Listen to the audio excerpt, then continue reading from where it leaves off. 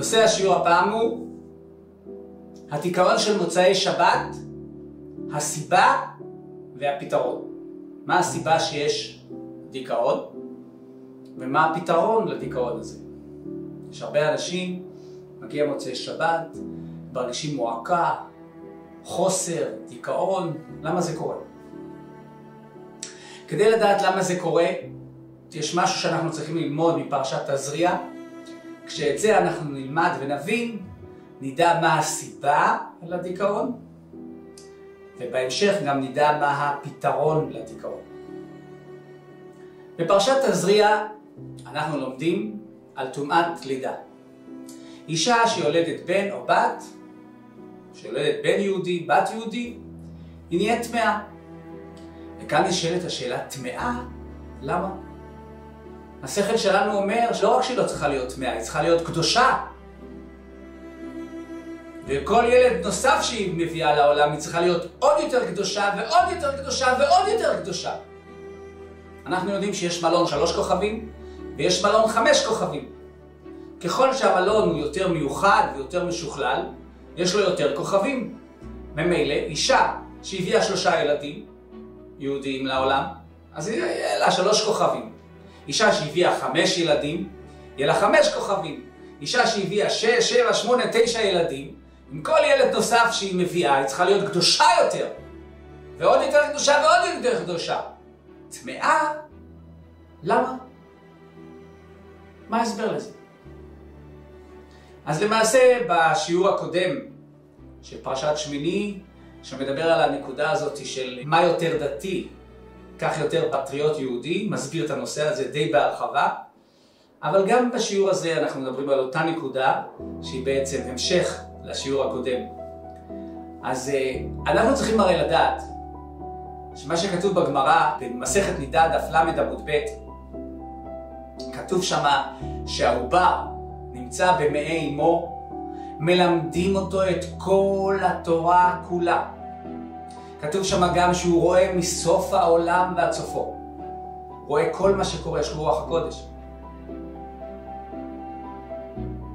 וכשהוא יוצא, הוא שוכח הכל. אבל כשאמא היא בהיריון, ויש לו עובר בפנים, העובר הזה הוא צדיק גדול מאוד, יודע את כל התורה כולה, עם רוח הקודש, שרואה מסוף העולם ועד סופו. בסופו של דבר, העובר עוזב את האמא, נהיה חלק עצמאי ונפרד מהאמא, והאמא מפסידה את הדבר הגדול והמיוחד הזה, שבתוך תוכה היה כל התורה כולה עם קדושה כזו גדולה שהוא רואה מסוף העולם ועד סופו. וכמו שהסברנו בשיעור הקודם, איפה שיש קדושה, כשהיא עוזבת את המקום, אז כל הקליפות, כל החיצונים, כל הטומאה שבעולם באה ורוצה להידבק ולנוק מהקדושה שהייתה שם. זה גם הסיבה שיהודי מת, זה הדבר הטמא ביותר שקיים בעולם. לפי אבות הטומאה, אין שום דבר בעולם טמא כמו יהודי מת. לעומת זאת גוי מת, הוא לא טמא כמו יהודי. כי יהודי יש לו נשמה אלוקית גבוהה וקדושה. וכשהנשמה האלוקית הגבוהה והקדושה נמצאת בו, אז הוא יהודי קדוש. הוא גם מקיים תורה ומצוות, הוא נהיה עוד יותר קדוש, וכל יהודי באשר הוא מקיים תורה ומצוות. אבל כשהנשמה עוזבת אותו, אז כל הקדושה פורחת, משהו שירים מהקדושה הזאת נשארים בגוף, ואת זה באים כל הקליפות, הרוע והטומאה לבוא ולספוג ולנוק, ובגלל זה, בגלל שכל הטומאה באה להידבק בו ולהשתוקקת להיות בו, לכן הוא נהיה הכי טמא שרק יכול להיות. זה אצל יהודי, גוי לא ככה. אותו דבר גם באישה. עד עכשיו היה בה צדיק, יודע את כל התורה כולה, רואה מסוף העולם ועד סופו. איזה קדושה, איזה דבר גדול זה. כשהוא נולד, הוא עוזב את האמא, וכל זה נעלם.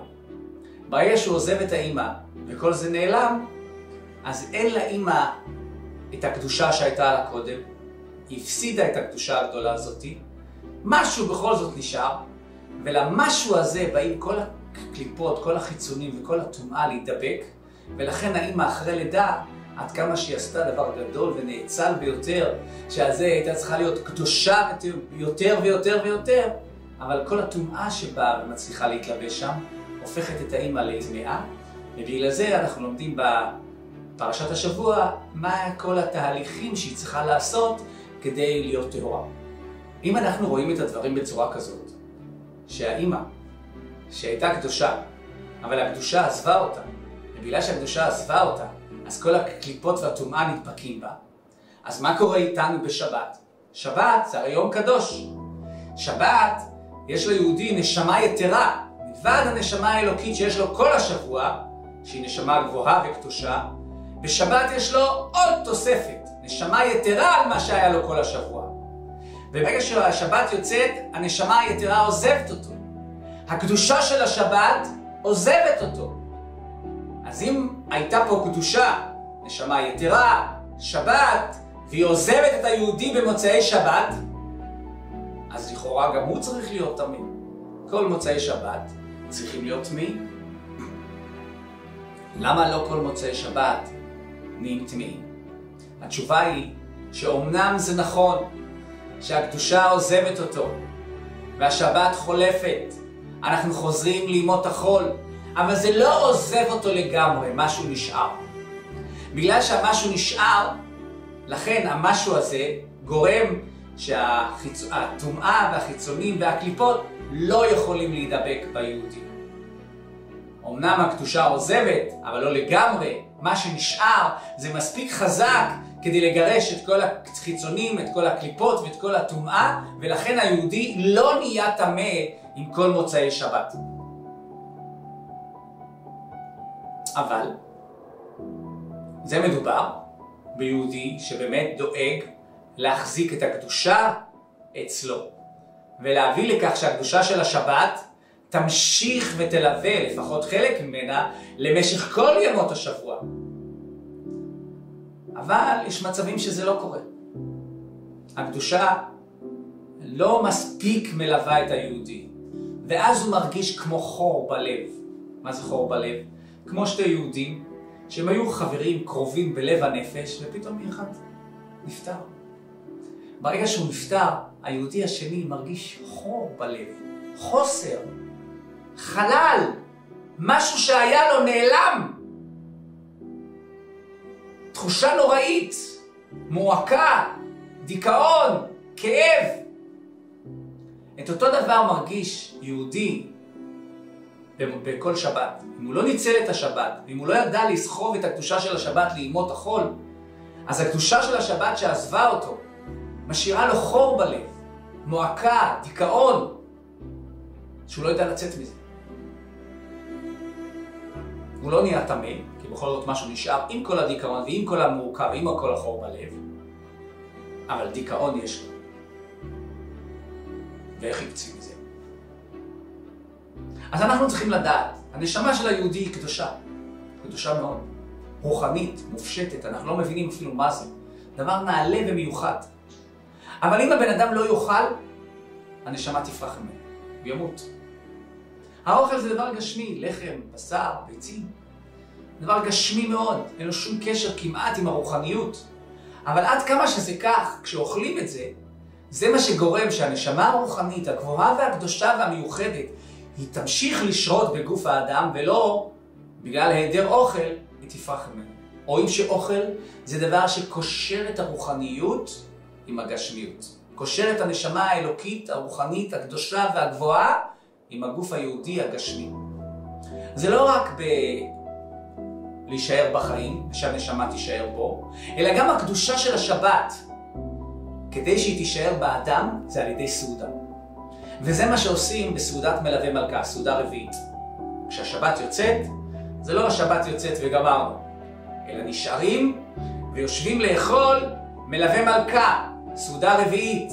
בסעודה הזו שרים זמירות של מוצאי שבת, מדברים דברי תורה, מספרים סיפורי צדיקים, מתרוממים, סופגים את הקדושה של השבת ומביאים אותה לתוך ימות החול. מוצאי שבת זה כבר יום חול. מביאים אותה לתוך ימות החול, ומימות החול היא ממשיכה ומלווה את היהודי ליום ראשון, שני, שלישי, רביעי וכך הלאה. כמו שאנחנו גם כן רואים, יש ברית, הגדול וקדוש, לוקחים ילד יהודי וקושרים אותו לקדוש ברוך הוא, כדי שהקשר של הילד היהודי עם הקדוש ברוך הוא באמת יהיה קשר חזק, ושיהיה בר קיימא, ושיחזיק, ושיהיה יותר ויותר ויותר ויותר, אז עושים סעודת ברית מילה, סעודת מצווה, זה מצווה להשתתף בסעודה הזאת, סעודת מצווה של ברית מילה. אותו דבר יש גם סעודה של ילד שנהיה בר מצווה, אותו דבר זוג שמתחתן, אז עושים סעודת מצווה לחתונה של האיש והאישה, כי האיש והאישה שמתחתנים הם נקשרים אחד אל השני ומתחברים לקדוש ברוך הוא עם הקשר הזה. אז כדי שזה באמת יקרה ויהיה יותר ויותר ויותר, זה על ידי סעודה. רואים שהסעודה היא זו שקושרת את היהודי בכלל שהוא יישאר בחיים ולנשמה שלו, ולא רק שישאר בחיים ולנשמה שלו, זה גם קושר אותו לרוחניות הקדושה, לקדושה של השבת, לקדושה של החג, לקדושה של הברית מילה, לקדושה של החתונה, לקדושה של ההתחברות של בני הזוג, בינם לבין עצמם, בין הקדוש ברוך הוא. האוכל זה דבר שמחדיר בבן אדם את הקדושה, וגורם לבן אדם להפנים את זה בתוך עצמו. וזה מה שאנחנו עושים בסעודה רביעית. כשאנחנו יושבים במוצאי שבת, לא מיד יאללה נגמר השבת, מסדרים את הבית, עושים שפונג'ה, מנקים, זהו נגמר, נקי, יש לנו בית נקי ומצוחצח למשך כל ימות השבוע. לא, לא ככה עושים. השבת יצא, עכשיו מלווים אותה. בסעודה נוספת, סעודה רביעית. והסעודה הזאת היא זו שתסחוב את הקדושה של השבת לתוך ימות החול, היא זו שתשאיר את הקדושה של השבת אצלנו, לא נרגיש את החור הזה, את המועקה הזאת ואת הדיכאון הזה. זה הפתרון. מגיע שבת, לדאוג לסעודה רביעית, עם זמירות של מוצאי שבת, עם דברי תורה של מוצאי שבת. לא כל אחד יכול לשבת וללמוד דברי תורה בכוחות עצמו, אבל יש רעיון, היום הדיגיטל מלא ברבנים, ביוטיוב, בעוד מקומות, יכולים לשמוע 10 דקות, רבע שעה, איזה רב שמדבר בצורה שכל בני הבית, הילדים, הבעל, האישה, שיושבים ליד השולחן, בסעודת מלווה מלכה, ושומעים איזשהו דבר תורה של איזה רב צורת הדיבור שלו מתאימה ומעניינת את כולם. 10 דקות, רבע שעה, חצי שעה שעושים מלווה מלכה, תביא כזאת התרוממות וכזו התעלות וכזה שלוות הנפש שתלווה אתכם למשך כל השבוע. אחת הדוגמאות שאנחנו רואים כמה שהסעודה יכולה ללוות את הבן אדם למשך כל השבוע ואפילו למשך כל השנה כמעט. את זה אנחנו רואים בשמחת תורה. כתוב בתורה שיש לנו את ראש השנה, יום כיפור, סוכות, ימים קדושים, מפוארים, מיוחדים. בסופו של דבר אחרי סוכות מגיע שמיני עצרת, שמחת תורה. כתוב על זה במדרש, מה הצורך בחג הזה שנקרא שמיני עצרת? כתוב על זה במדרש, הקדוש ברוך הוא אומר, תראו יהודים יקרים, הזמנתי את כל העולם לבית המקדש. כי הרי בבית המקדש מקריבים גם 70 פרים כנגד 70 אומות העולם. כל אומות העולם, השרים של כל אומות העולם באים לבית המקדש ושואבים משם הקדושה מהעבודה של היהודים בבית המקדש. כל העולם שואב מזה קדושה, גם אם הם לא יודעים את זה, אבל זו המציאות. נגמר החג הסוכות וכולם הולכים, אומר הקדוש ברוך הוא לבני ישראל, קשה עליי פרידתכם. הפרידה קשה עליי. בואו נשאר עוד יום אחד ביחד. ועם סעודה קטנטונית, ביחד, אנחנו. וכאן נשאלת השאלה, מה הקדוש ברוך הוא מתכוון בעוד יום אחד ביחד? לדחות את הבעיה ביום? זה כל הסיפור? מה יש בזה שאנחנו דוחים את הבעיה ביום? מה הרווחנו מזה? אלא אם אנחנו נתבונן במילים, הקדוש ברוך הוא אומר לבני ישראל, קשה עליי פרידתכם. אתם נפרדים ממני. הוא לא אומר פרידתנו, שאנחנו נפרדים אחד מהשני. למה? כי הקדוש ברוך הוא מעולם לא נפרד מהיהודי. היהודי יכול להיפרד מהשם. לא רץ החיים, גורם לו לשכוח. השכחה הזאת שהוא שוכח מהשם, זה פרידה. ועל זה הקדוש ברוך הוא אומר, קשה עליי פרידתכם, שעכשיו כל אחד יעזוב את בית המקדש וילך הביתה, ישקע במרוץ החיים וישכח את הכל. אז מה הפתרון שהקדוש ברוך הוא מציע? עוד יום אחד נהיה ביחד. ואז מה זה ייתן? זה לא יהיה עוד יום שאנחנו תכינו את הבעיה ביום. היום הזה שאנחנו יושבים יחד כדי לספוג את כל הקדושה של ראש השנה, יום כיפור, סוכות. היום הזה שאנחנו יושבים בסעודה המיוחדת כדי לספוג את זה, להפנים את זה, היום הזה ילווה אותנו ויגרום לקדושה שתמשיך איתנו למשך כל ימות השנה. לכן, כשמגיע השבת, היה יום מיוחד, יום גדול, יום קדוש, עם הרבה כוחות רוחניים שהיהודי קיבל כדי שאיתם הוא יכול להתחבר ולהתרומם לבורא עולם. לא לתת לזה לברוח, לנצל את זה, לעשות כל המשפחה ביחד, עם סעודה, מתוך מטרה להפנים את הקדושה של השבת, מתוך דברי תורה. הכי טוב זה שהם יגידו בעצמם, אבל אם לא, אז אפשר רב שידבר ביוטיוב, זמירות שבת, ואז מרגישים התרוממות הנפש, התעלות רוחנית ותחושה נפלאה ביותר.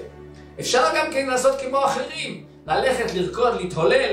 ברור שלרקוד, להתהולל זה משכך כאבים, אבל זה לא פותר את הבעיה. זה מים מלוכים. אולי זה משכך כאבים, אבל אחר כך זה עושה מועקה עוד יותר גדולה. וככה השבוע מתחיל עם מועקה, תוך כדי שמנהלים את מרוץ החיים, יום ראשון, שני, שלישי, וכל אחד ואחד עוסק ביישובו של עולם.